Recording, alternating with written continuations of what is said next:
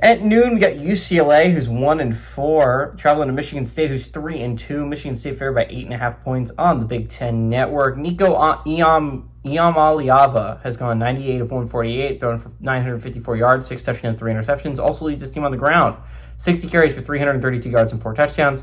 Quasi Gilmer has had 24 catches for 304 yards and 2 touchdowns. Aiden Childs has gone 79 of 125 for the Spartans, thrown for 953 yards, 9 touchdowns, 3 interceptions.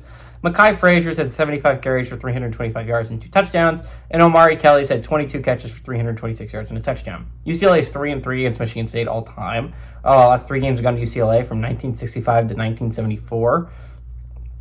UCLA is 1-2 in one-position football games, and they're 1-1 when traveling to Michigan State. Again, this is going to be a really interesting game. UCLA is coming off an absolutely massive win, a massive upset over Penn State. 24-point underdogs, I'd like to point out, against the Nittany Lions. A possibly season-ending loss for Penn State Nittany Lions, and maybe a rejuvenation for UCLA. If you're a Penn State fan, you'd love to see UCLA kind of like win out and be 8-4. You'd like them to at least make a bowl game, so it's not the worst loss on planet Earth.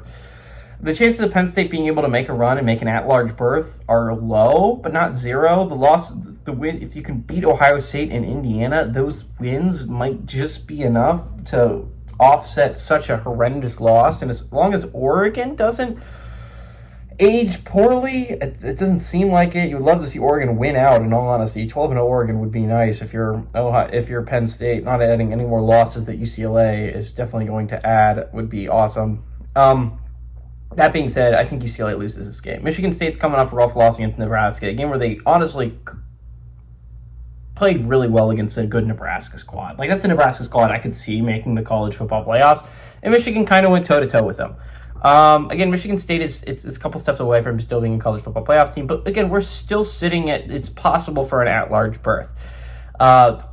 Nebraska and USC are not the worst losses to ever have on planet Earth if you're Michigan State. If you win out and you could finish 10-2, it wouldn't be impossible. It's just you're not going to win out. You still got games against Indiana and Michigan in the next 2 weeks. If you get those wins, those would be massive wins to your resume. But the problem is I don't think they're going to. I think that they're instead going to be losses. But I like Michigan State to stay in the playoff picture just a tad longer. I don't think this is a team that is long for the college football playoff picture world, but I do think it's a team that sticks around for a little bit. I think UCLA comes a little bit more down to earth, and I think Michigan State has a pretty solid offense that I think could pick apart this UCLA defense. I think Michigan State's going to make adjustments that Penn State did in the second half, and I like Michigan State to win and win by a lot. Give me the Spartans to win and cover at home.